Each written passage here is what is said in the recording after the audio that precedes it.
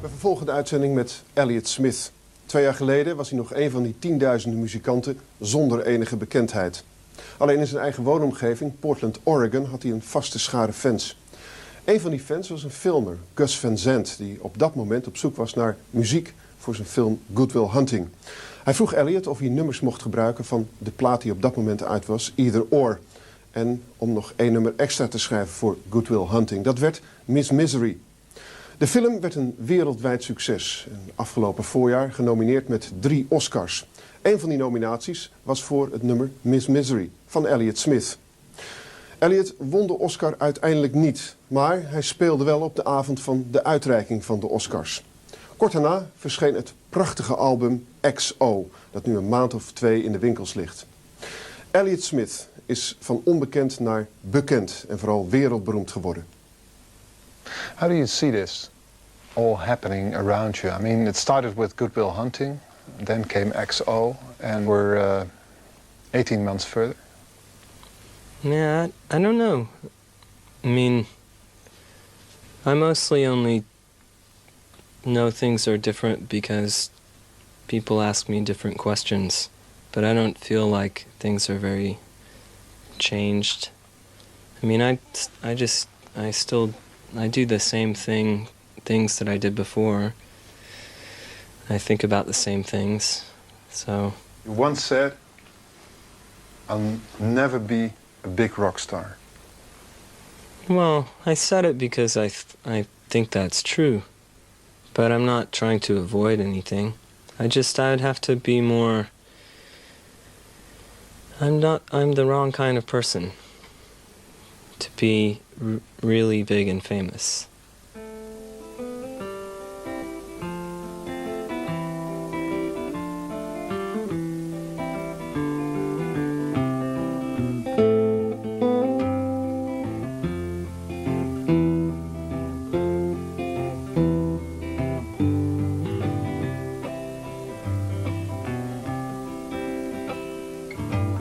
First the mic, then a half cigarette, singing Kathy's clown. That's the man she's married to now. That's the girl that he takes around town. She appears composed, so she is, I suppose. Who can really tell? She shows no emotion at all. Stares into space like a dead China doll. I'm never gonna know you now, but I'm gonna love you anyhow.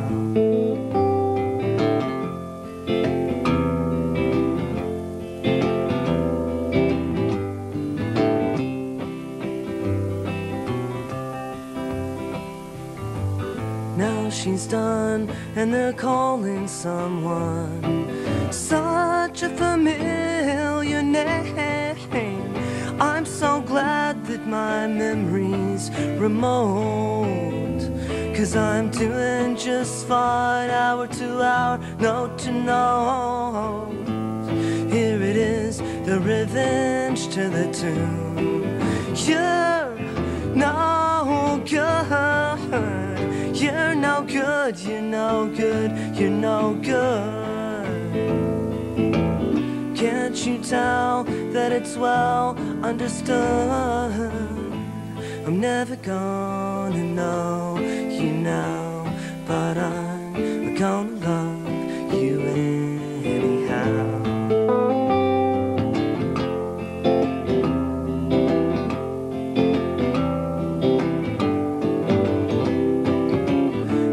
Today, expected to stay on and on and on. I can't do this song. I've played it too many times. I've just played it hundreds of times and I'm just sick of it and I just can't play it. I'm sorry. No, that's all right.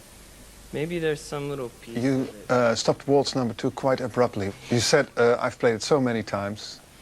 I had to stop it because it's it just, no, what's the point of playing a song badly?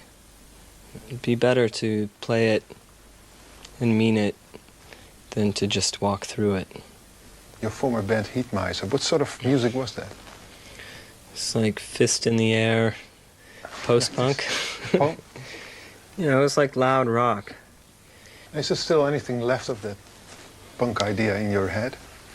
Yeah, I mean, the thing I liked about punk in the first place is still alive in my head, but it's not like the style of music that it is or was. It's just the kind of angle on things that it is, you know, like sort of have to keep changing and not get stuck in a little box and not become like a connoisseur of yourself. You playing Miss Misery on the Oscar nominations. How did that feel? Some sort of punk as well? It was really weird, you know. It was pretty fun for a day.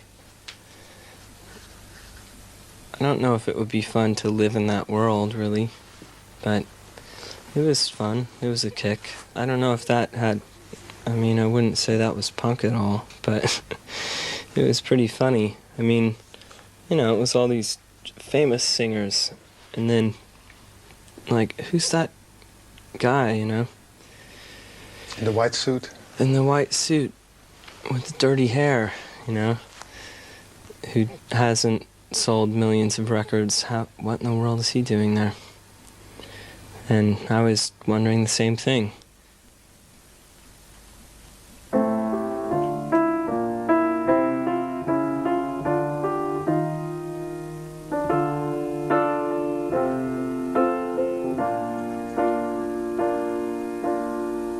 Thought you'd be looking for the next in line to love, then ignore, put out, and put away.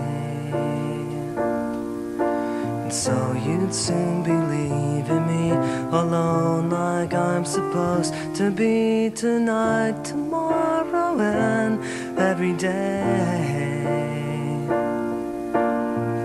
There's nothing here that you'll miss. I can guarantee you this is a cloud of smoke, trying to occupy space.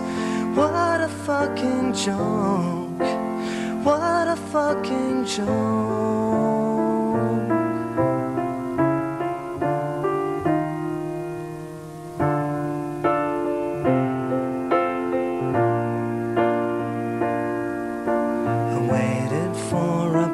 To separate the both of us and take me off far away from you. 'Cause my feelings never change a bit. I always feel like shit. I don't know why. I guess that I just do. You once talked to me about love, and you painted pictures of a never, never land. And I could have gone to that place, but I didn't understand. I didn't understand. I didn't understand.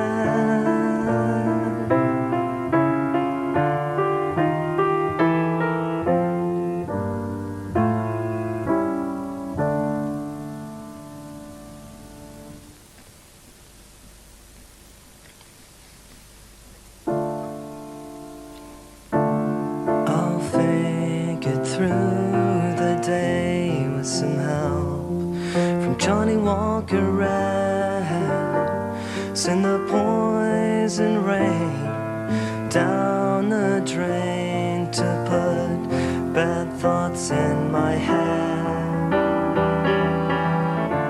With 2 tickets torn in half and a lot or nothing to do. Do you miss me? Miss like you say you do.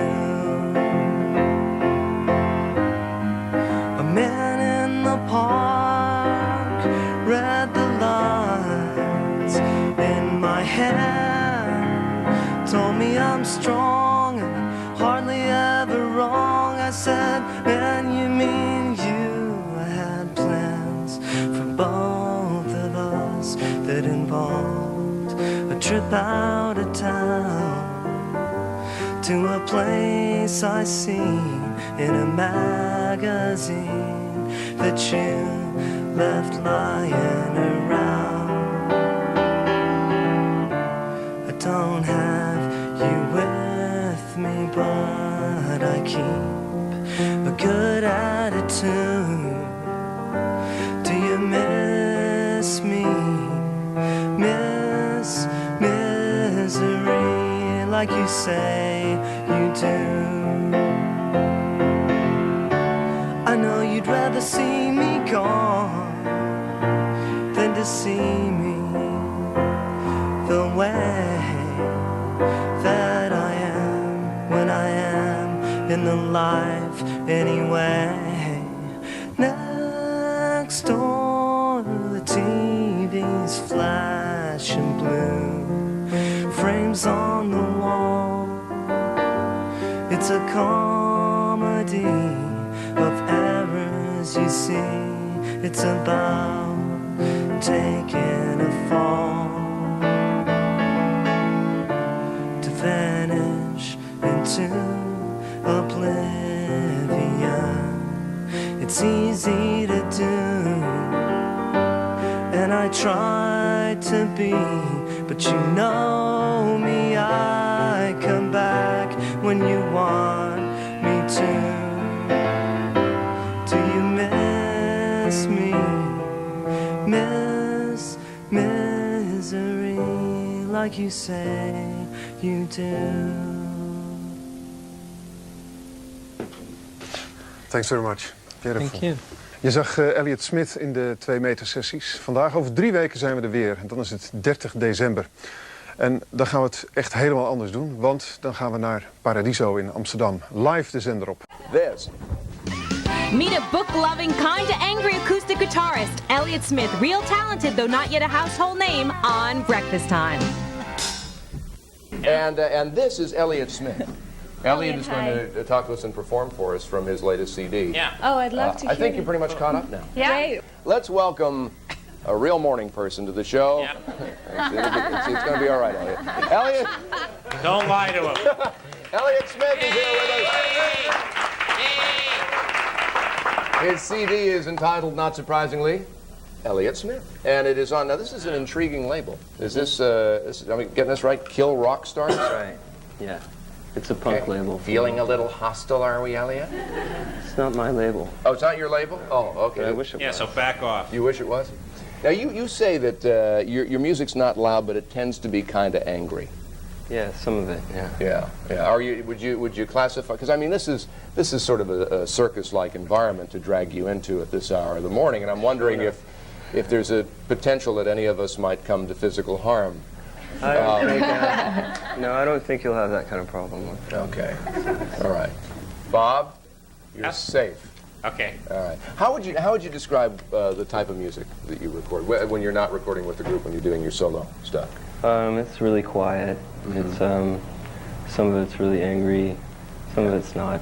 It's not really folk, but it's sort of like that. Yeah. So, like, if you're in an argument with a friend, are you the one that will just quiet down and storm out of the room, or you just kind of stare write at a song about him. You go write a song about No, him. I don't do that, but no, I mean it's not like particularly angry. Because I notice on the cover, but people are jumping off buildings, and I'm wondering if that's It's a statue. yeah, if it's not necessarily a good approach to Yeah. deal with your problems. I mean, what's the symbolism of that? I don't know. It just looked good. Yeah. The stunt people didn't think so. What are you going to sing for us from the CD? It's called Clementine. Clementine, all right. Elliott Smith. Cool. And Cyberbait, by the way. Have you met Cyberbait? Yeah. All right.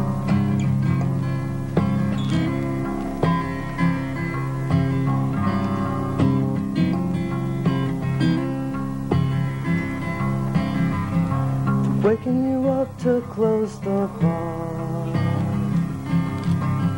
The street's what you can tell by the sound of the cars. The bartender singing Clementine while he's turning around the open sign. Dreadful sorry,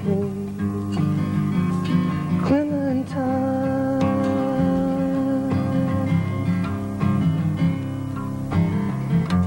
Though you're still her man, it seems a long time gone. Maybe the whole thing's wrong. What if she thinks so, but just didn't say so? You drank yourself into slow-mo, made an angel in the snow. Anything to pass the time and keep that song out of your mind.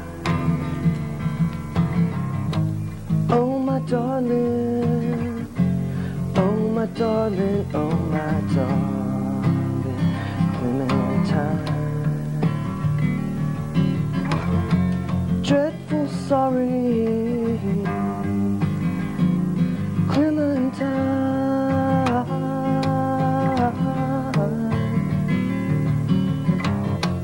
Dreadful sorry,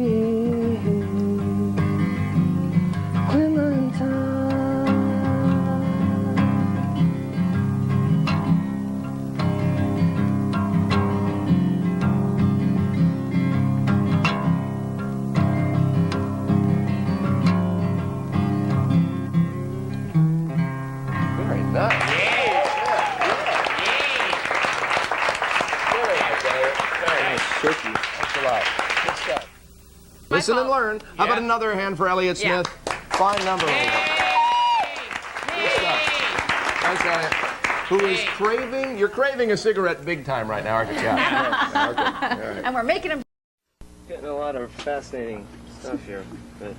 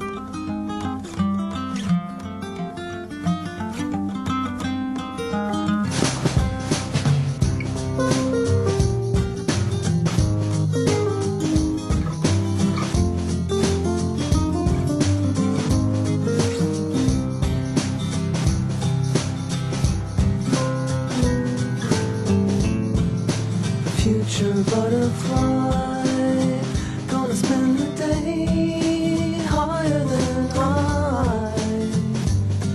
It will be beautiful confusion.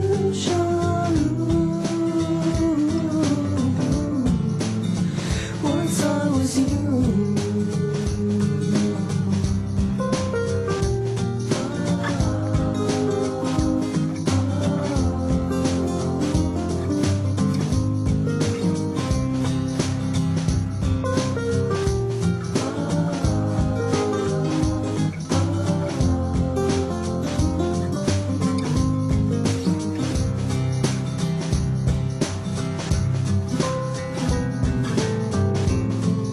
Saw you caught between all the people out making a scene in a bright ideal tomorrow. Don't go too far, stay who you are. I saw you caught between all the people out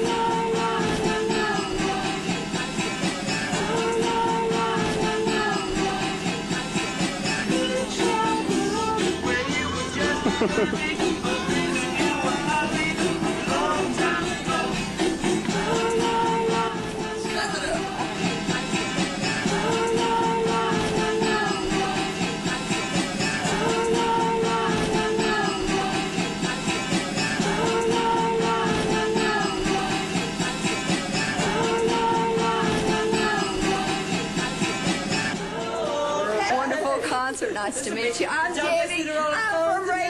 This is Jay. This is Jay. We're both from Ray, North Carolina. Where are you guys from? Okay.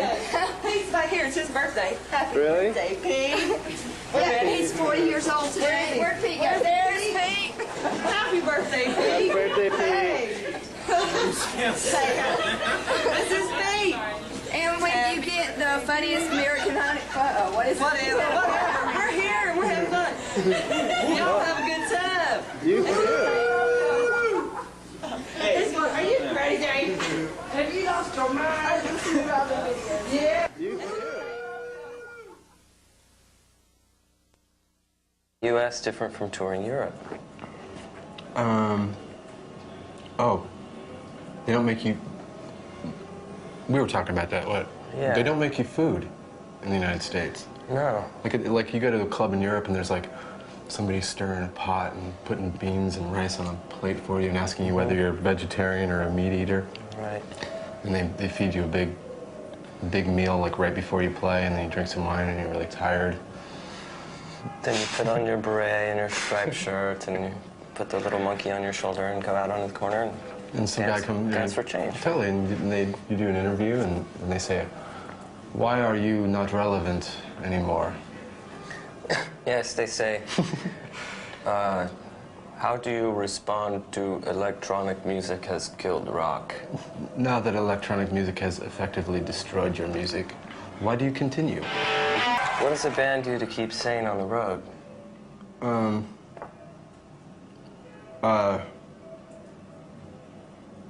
I don't know if I keep sane on the road, to be honest. Because I get home and then I get totally insane. I don't. So like actually being at home, I have a harder time being sane when I'm home than I do. Yeah, it's kind of pointless to keep sane on the road because then you'd just be bored all the time. Exactly. That's totally it. Like it's actually better to promote like the more insane parts of your personality when you're on tour because it makes you more interesting for the people who have to hang out with you every single day. Mm-hmm. And then also it also just like you tap into other, crazy parts of your mind. You get to be. I've become a much more social person being on tour. Me too, if you can believe that. No, I've emerged from my shell, I would say. At least, I do have, my foot's definitely caught still, but I'm squirming. How many people do you have with you when you are on tour? Usually just one. Usually it's me and a tour manager in a car. Yeah, you used to be in a band called Liedmeister. Yeah. So what's the big advantage of being a solo artist now? Well, 4 men in a van is... anything else is preferable to that. Don't you miss the encouragement of... Yeah, sort of, but we didn't always get along too well, so... And it's also nice not to have to carry around a bunch of heavy crap, And does it make difference in the songs? Yeah, they're less, the production, less rock. On your records, do you play all the instruments yourself, or most of them? Yeah, usually. Sometimes a friend of mine plays, or a couple friends, but yeah, mostly it's me trying to play different things. So how does that go when you write a song? Because I imagine that when you write a song, you're in a band, and the guitar player says, "Oh well, I can play this," but now you have to do it all yourself. Yeah, but I like that. It's fun because you get to think like a drummer and think like a bass player. God forbid if you play the drums like a guitar player would, So it's cool to pretend you're a bunch of people. So you don't have to get so sick of yourself so quick. Your director, who came up with that concept? His name is Ross Harris, and he came up with the whole thing. Was it something, was it weird for you? Because I know that's probably the first video you've been involved in, is it true? Oh, I've been involved in a couple others, like, you know, really, not that anybody would have seen. Was it Elliott Smith solo stuff you did? Yeah, Ross did one for one of my songs, too. Something from Roman Candle, or the... It was on the one that didn't have a name. Okay. And, yeah. Yeah. So that was fun. So Ross is a friend of yours then? That's been yeah. In film, that's great. Well, look, we should check out that video right now. Here's Heat Miser. Check out Elliott Smith in this one, of course, and it's called Plain Clothes Man. Your pal Mary Lou Lord had described your music as being a cross between Nick Drake, Kurt Cobain, and Lou Barlow. All sort of sad sack guys. Yeah, sad sack, like that kid's story. Are you a sad sack? A sad sack? I don't know, am I a sad sack? Definitely not. Absolutely not. I don't feel like a sad sack. Then again, I don't really know what a sad sack is, but... Would you say that it's more personal than, say, like an Iron Maiden song or anything? No, it just shows different things, you know? I don't know. I mean, if I was playing Iron Maiden songs, I would feel like that was extremely revealing about you know? No, I don't know. They just turn out that way. I guess they sound personal. I don't know. I mean, of course they do. You make up a song, it's gonna sound like how you feel, whether you want to shout at the devil or whatever you want to do. Playing things too safe is the most popular way to fail. Dying is another way. Or like killing your emotions is another popular way. With, you know, drugs or alcohol or whatever. But, I don't know. Yeah, those would be types of failure. Are you succeeding then? No. Not right now. But I think I might, you know.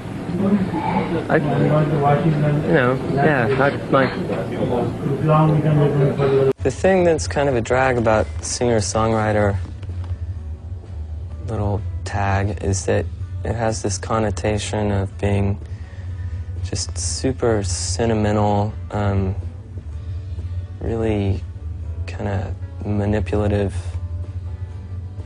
lyrically, as if the person singing is trying to get everybody to feel just like them.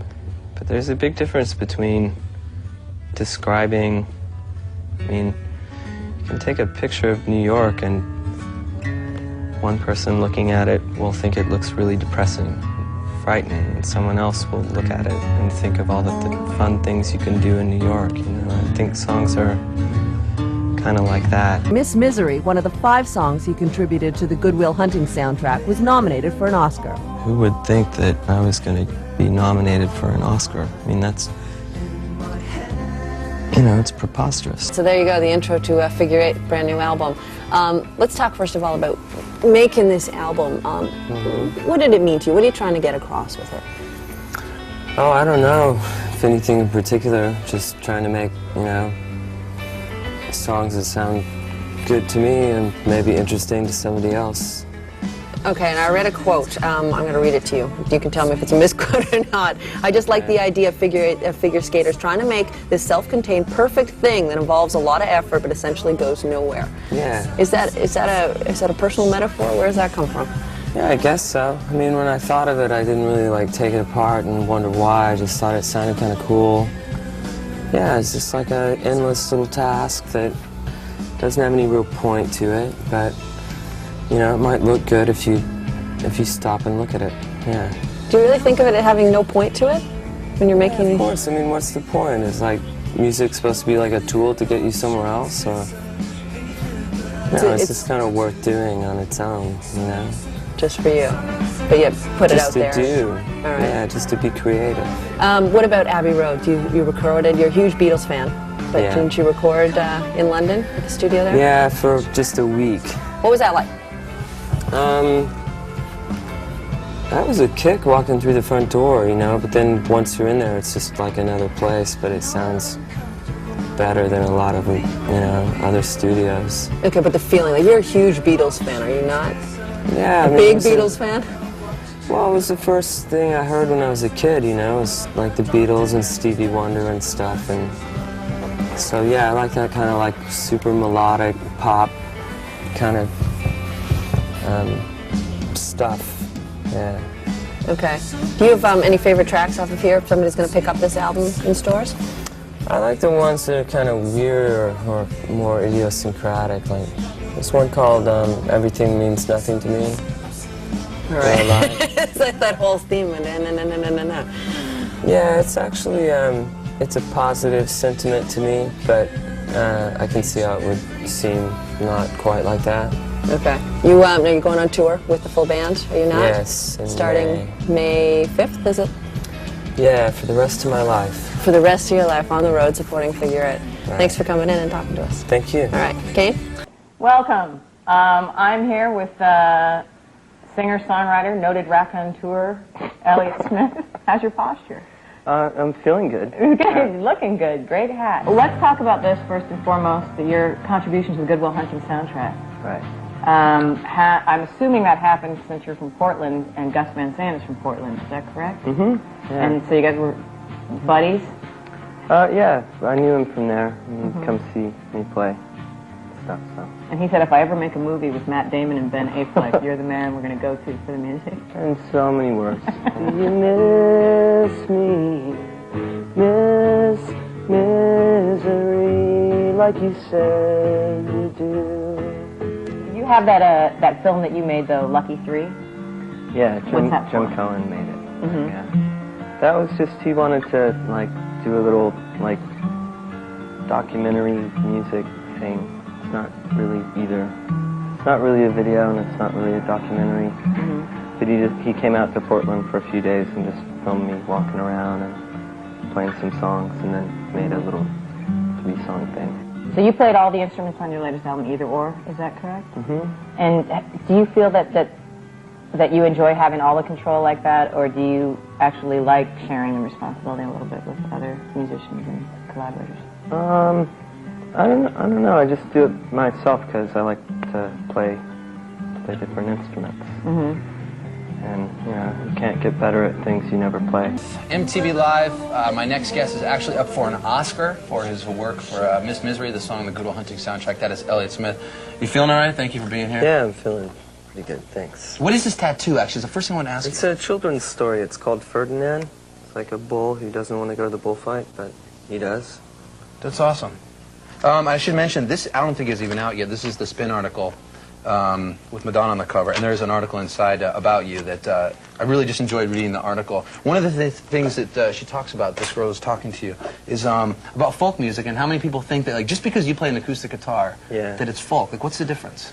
Oh, most people think that, but folk is like a style, you know? Like, folk usually has, like, one point, and it's usually a moral, you know? Whereas, like, pop has a song can mean nothing or it can mean lots of things, and no one can be sure which ones they are. Right. So. But you're more pop, right? Oh, yeah, you know, yeah.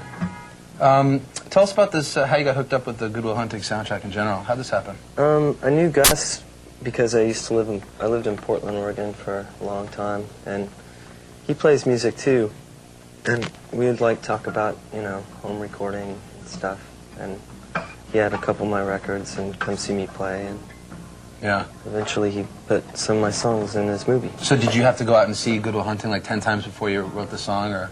No, I just I saw it at his house, an earlier version, you know, and whoops, and that's all right. Falling off. So was there one point in the movie where you were thinking like Miss Misery and what the song is about and how it related to the movie, or? Well, sorta. I mean, I didn't try and make it any sort of like weird narrative or like summing up the whole movie or anything like that. It's just sort of like a impression, general impression, you know. How did you like this whole being a part of a soundtrack as opposed to just your normal music? It was pretty fun. Is this something you'll do more of, do you think? I don't know. Who knows? I mean, it was a total accident that this happened, so... I mean, because one of the things, we're going to let you play here in just a second, Danny Elfman, who did the score for the movie, who's also up for an Oscar, on Between the Bars, I believe is the first song. There's your song, and then this huge presence of an orchestra. Right. So how did you feel about that? That was really fun. It was like an 80-piece orchestra, and it was done live with the orchestra, so... Yeah. And the whole thing only took like 5 minutes. It was really easy. Good. Easy is good. Yeah. All right, we're all here just to actually watch you perform, so we're going to let you do that. Smith, and you can check out his new album that's going to be in stores on Tuesday. It's called XO. So Elliott, last time I saw you, it was like last summer. You played till about 40 people in the Rivoli in Toronto. Right. And working musician, and then boom. Some months pass, and I'm watching the TV, and there you are holding hands with Celine Dion and Trisha Yearwood on the Academy Awards. What happened? I wish I could say. It was really weird. I mean, they were nice people. Were their hands clammy, or what was the quality? Like, what happened? Their hands were, you know, dry fine. and warm. They were both really nice, and it was really bizarre. Was it overwhelming to play for that kind of a crowd, or what is the behind-scenes action like there? Are people actually putting together a big show, or is it inundated with technology, so it's like kind of Oh, crazy? it's a big production, you know, like they couldn't give me a chair to sit in, you know, because it didn't look good, but I don't know, it was really surreal. I bet. It was so surreal that I couldn't even get nervous, you know.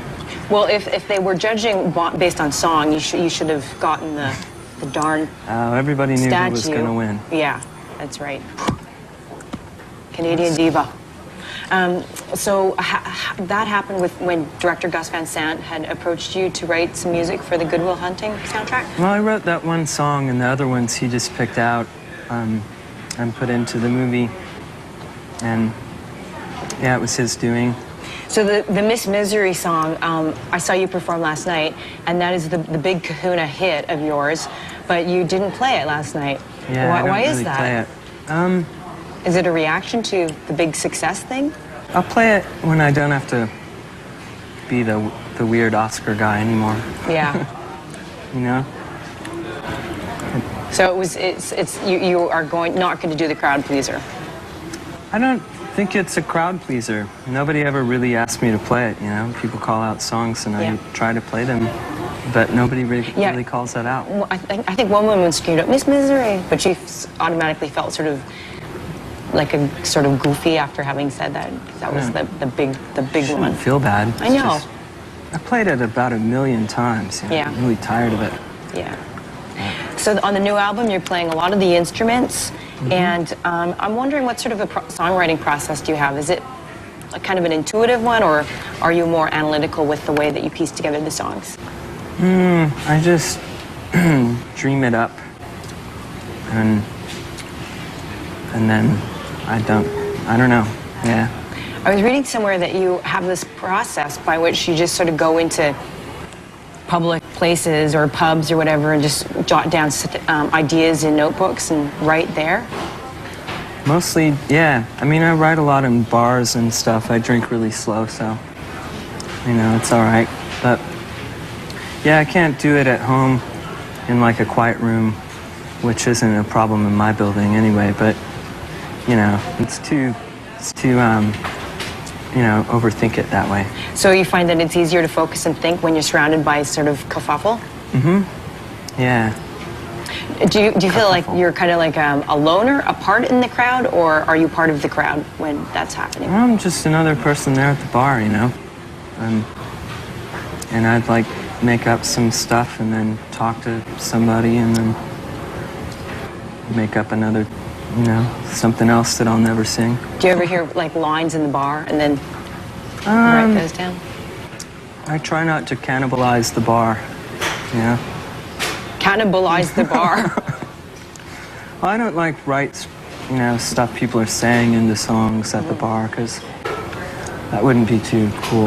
Yeah, you'd have to ask for permission. You'd have to go around. Right. But you have a beautiful voice, and sometimes it reminds me of songwriters like Chet Baker or João Gilberto, like a beautiful voice. That's really nice compliment. those men, they were able to just turn up a microphone and boom, their voices just sounded so incredibly beautiful. And with Chet Baker, he had kind of like sort of, I think unbeknownst to him, like a sort of an androgynous quality to his voice, a real feminine aspect to his voice that you share similar sort of androgyny with. Are you like conscious of these this sort of like vulnerable or sort of girly guy thing that you're I just sing, that's just the way that I sound, you know? And I don't know. Alex Chilton was kind of like that. Most of my favorite singers are kind of like that. I really like Chet Baker. And, you know. Last night when you were performing, a lot of the times you'd look out into the crowd between songs, but then when you get into the song, you're like staring right down. Like, are you in some sort of like zone there? Well, are you conscious of the crowd?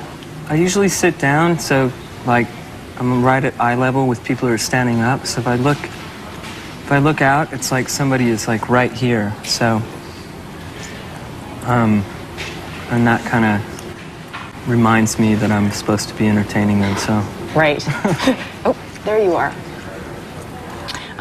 So with the title track, the Miss Misery song, that was the one that Gus Van Sant asked you to specifically write for the film. Was that have you ever been asked to write for a specific purpose or reason, and how did you sort of piece that together?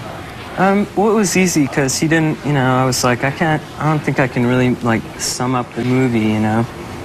Or he was like, no, don't write like a weird narrative thing, just, you know, just like an impression. So I'd seen an early cut of the movie and it made me feel a certain way. So, I don't know. Was that the first time that you had written for a specific thing? And was that good to have like sort of parameters or like yeah, it was kind of fun. I never do that, so yeah, it was. And the video is kind of pretty funny. You're walking around, plug in the meters with coins so that the cop can't ticket people. Have you been hassled by the cops a lot in your life? Some, not a whole lot. That cop was pretty funny because he's a real cop, and he was like, in one of the breaks, I was like, you know, you must get really tired of having to follow me around. You never even get to arrest me, you know? He's like, yeah, I'm pretty tired of stalking you. A cop with an acting agent. I guess, you know. Since you're a big star now, like, do you think you're less hassled by the cops? Or more? I don't know. I don't really do anything that brings on trouble from the authorities, you know? Right. And I don't do that on purpose because I don't want. I don't know. I don't really. I guess. You know? Since you're a big star now, like, do you think you're less hassled by the cops? Or more? I don't know. I don't really do anything that brings on trouble from the authorities, you know? Right. And I don't do that on purpose because I don't want trouble from the authorities. That's true. Yeah. Well, thank you so much for coming in Yeah, today. thank you. Anything else, but he hates interviews. Have you been listening to a lot of Beatles lately? I've been listening to a lot of Beatles since I was like 4 years old. But what was it like being a musician that sold to a relatively select group of people that the Kill Rockers audience is, and then suddenly being nominated for a Grammy and playing at the Grammys on national TV? What was the Oscars? I turn around. I thought it was dreamy. I mean, like, I saw colors and lights. I felt like I was floating on a cloud. Felt like lying in a forest with tall redwoods. Just floating in space. It's really beautiful. Can we see your tattoo? No.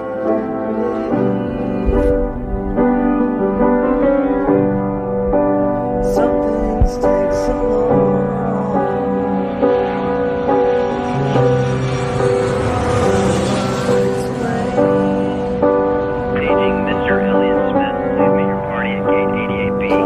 Mr. Elliott Smith, please meet your party at gate 88B. See, you're all the same.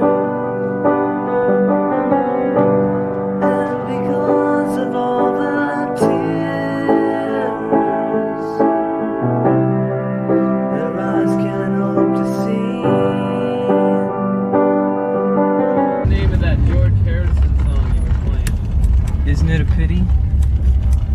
It's a beautiful song.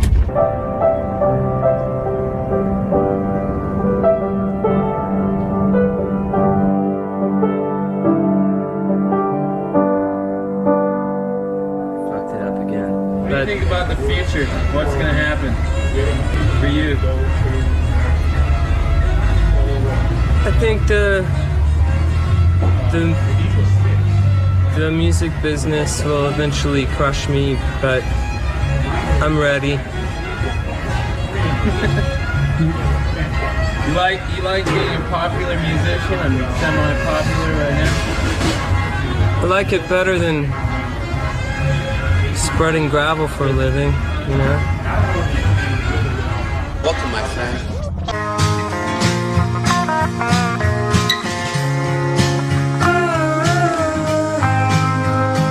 What did you grow up listening to when you were a kid, before you had a conscious choice? A lot of Willie Nelson, Waylon Jennings, The Outlaws, yeah. About ZZ Top, since you're from Texas. Well, there was kind of the ZZ Top camp and the Scorpions camp, you know? And I was kind of in the Scorpions camp. And, yeah, but, you know, you can't not hear a lot of ZZ Top, especially in Texas, you know?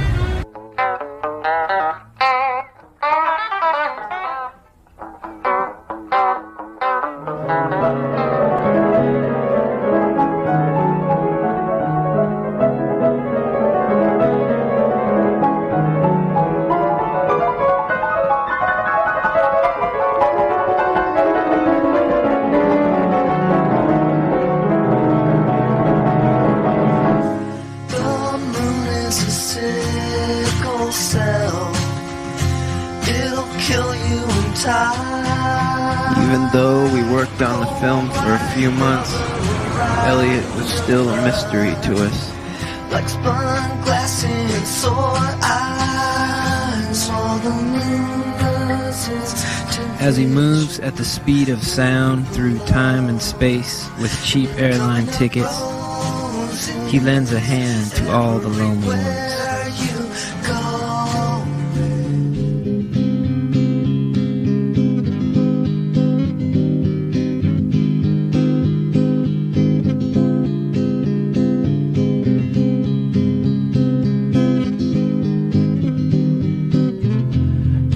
Get a feeling next time you see me, do me a favor and let me know, 'cause it's hard to tell, it's hard to say.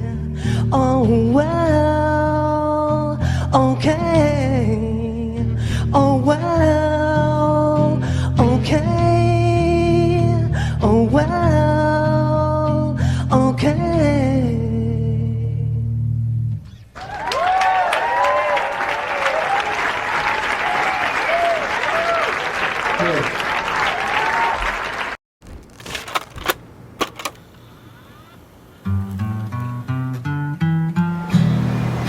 Oh, definitely, yeah.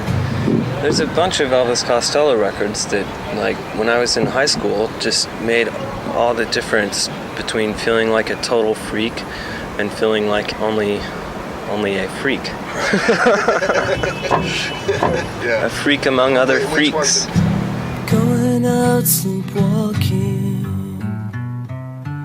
where mute memories start talking. Tell me how your very distinctive, soft vocal style kind of emerged. I didn't like how I sounded singing in my band, but it was hard to sing like how I wanted to because, like, playing live, I had to just be at the top of my lungs all the time, you know? Yeah. And it made me sound like I had a really bad cold or something, you know? It sounded really hoarse and kind of macho and weird, and, you know? I mean, I'd been doing, like, 4-track songs by myself since I was, like, a teenager, you know? Where I'd sing in a way that I just didn't think other people would like it, so I didn't play it for them. But eventually I got over that, which I'm happy that I did, because it's kind of a drag to be playing a kind of music that you don't really like as much as another kind.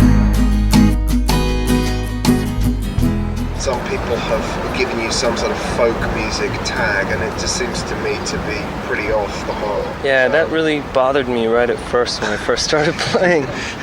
People would be like, Paul Simon. Be like, I don't feel like I am anything like Paul Simon. And in some ways... Thank you. Thanks. Yeah, that's Do you want me to get Cokes? They didn't have any. No, that's fine. Okay. That's great. Thank you. How much of your writing about, well, let's not call them addicts, let's call them dependents. I mean, how much of that is based on subjective experience and how much is just based on being an observer? I'm definitely in them, but on the other hand, it's not like a diary or anything. But yeah, it's good to call them dependents, because that was the point, as opposed to them being songs like strictly about drugs or something. There's lots of ways people can be dependent on another person or drugs, or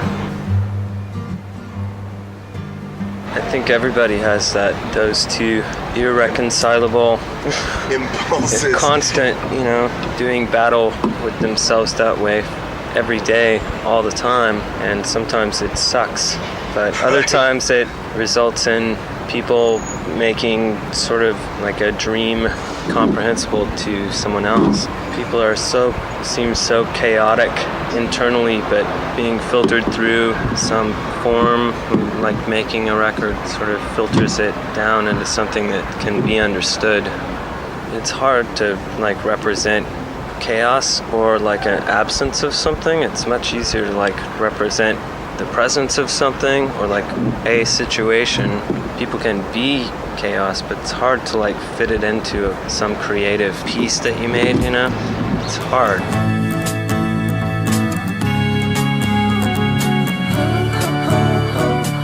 I mean, listening to Either Or, I was kind of struck by how well it does manage to sort of juggle sweetness and pain.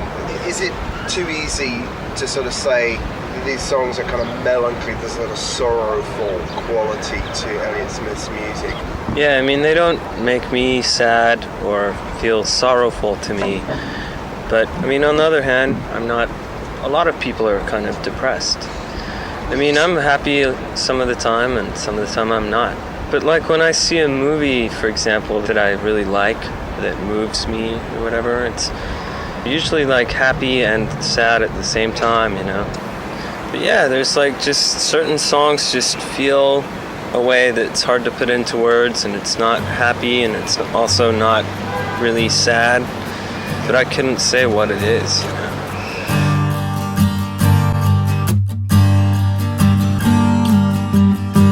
You've lived in some very different parts of America. I mean, sort of from Dallas, Portland, Brooklyn is kind of interesting, like triangle there. Yeah, Right. Actually, I've been thinking about moving somewhere out of the U.S., maybe just get out of here. Whereabouts are you thinking of going? I don't know. I have no idea. Somewhere where people aren't so mad would be nice, but I don't know if there is anywhere like that. Who knows?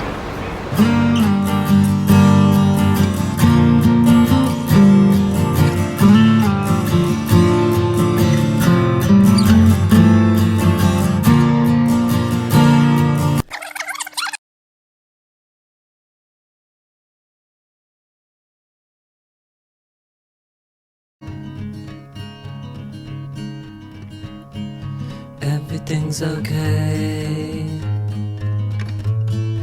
Walks along the dock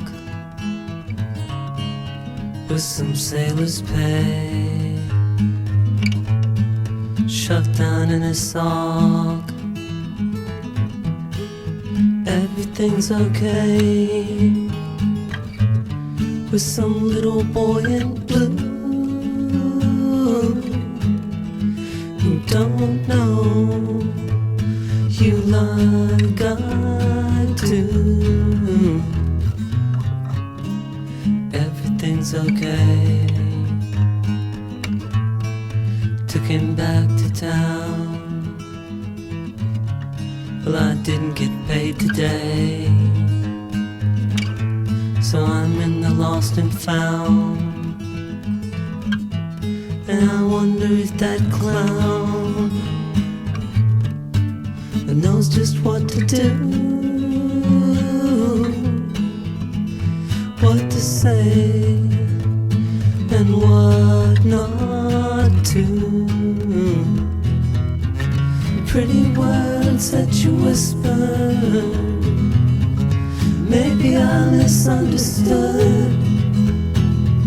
Somebody's not paying attention. What they promise and their word isn't good.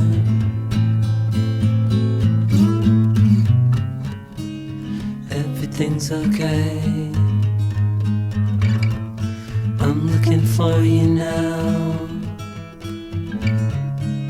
down here by the bay, where the water pounds up against the wall that I'm coming to. 'Cause I can't stay away from you.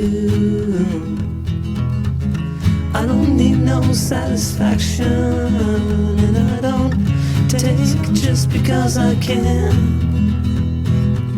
Sometimes I get a strong impression that you just don't understand that kind of man. Everything's okay. I can see your face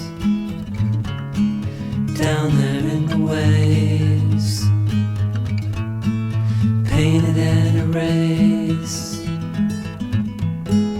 But I'm told it's just the reflection of the moon, a big fake resembling you. I'm gonna go down in the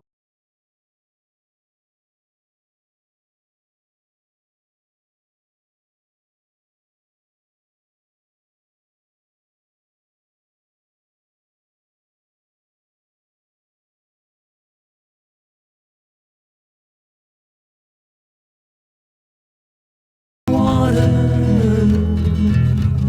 fill my mouth up full of sand, and I'll be waiting, still impatient with my dead imagination while you're with some other man. Everything's okay. I'll be with you soon. I'm walking out to place, my arms around the moon. Yeah, I'll be with you soon, just as soon as I pay. I'll walk across the water, everything's okay. Walk on the water, everything's okay.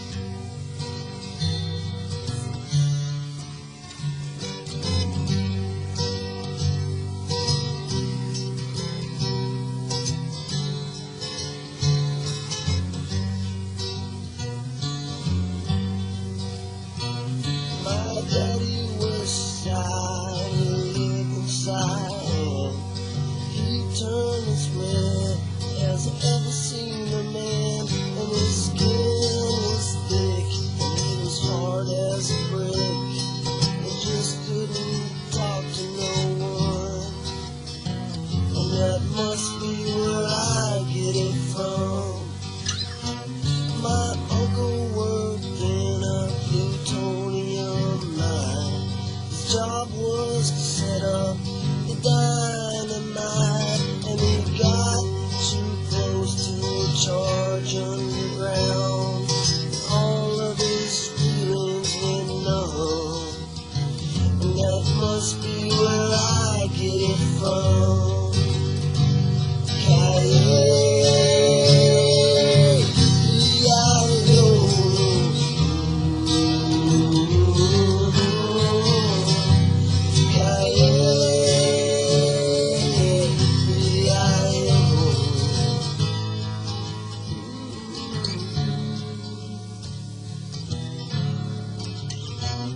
My mama was 10 feet tall. She wasn't afraid of nothing at all. And she said her prayers to be proper and all. And she swore on her grave and her gun. And that must be where I get it from. Great granddad went mad, he was totally tweaked. He wore the same suit every day of the week. And I asked how it feels to be such a freak. And he said, you tell me, son. And that must be where I get it from.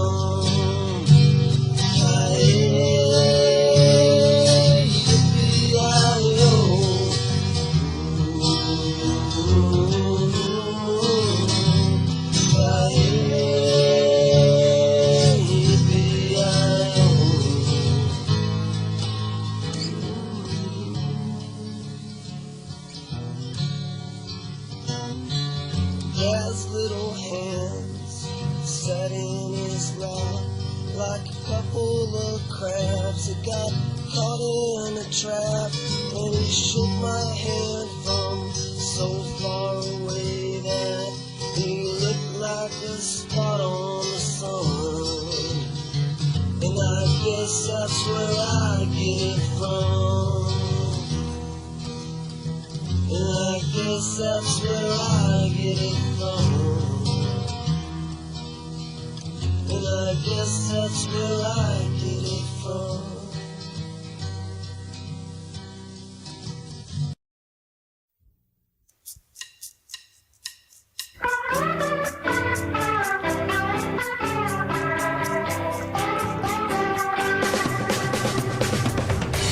Baby got a place in the sun, selling people shade, renting out a room in a remote little corner of profits promenade, talking on the phone, waiting for a ring. Well, everybody's trying to turn me into a suicide machine. I'll be riding forth on my pony. If you wanna see me tonight, dressed in black up at the line of attack, by the counter, bought in white. Can look every way, gonna move the street. Everybody's trying to turn me into a suicide machine.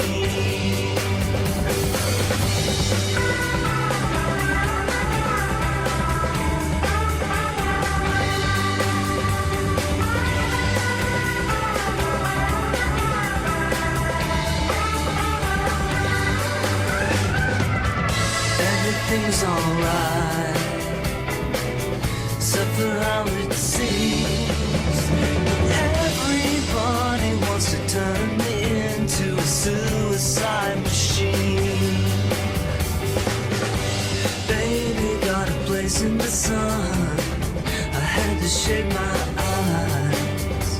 I don't think I'll ever know anyone besides you, but it's no surprise. I know what you want, I got what you need. But everybody's trying to turn me into a suicide machine. Everybody's trying to turn me into a suicide machine. Everybody's trying to turn me into a suicide machine.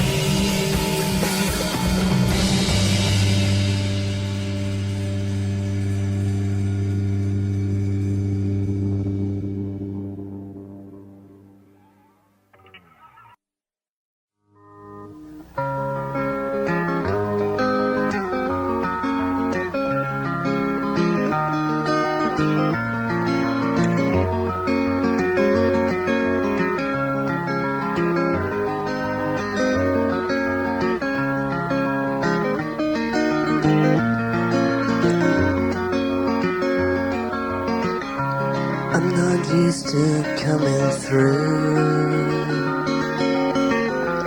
more accustomed to falling out, trying hard now as I can for you, not to trip up on some stupid doubt. You got your hopes set way up high, way on up there where the air is thin. Limit's supposed to be the sky. I'm trying not to let you down again. It's starting to come to me.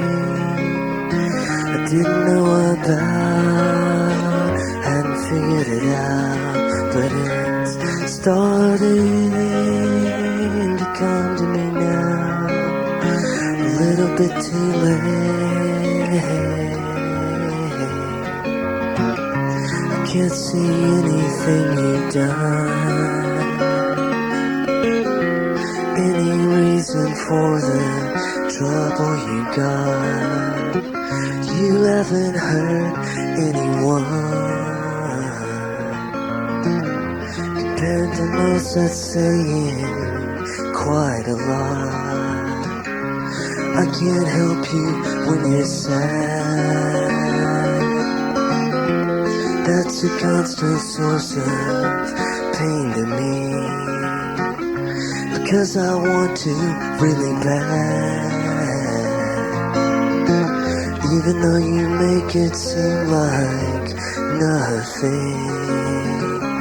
It's starting to come to me. I didn't know about, I hadn't figured it out, but it's starting to come to me now. A little bit too late. Hey, hey.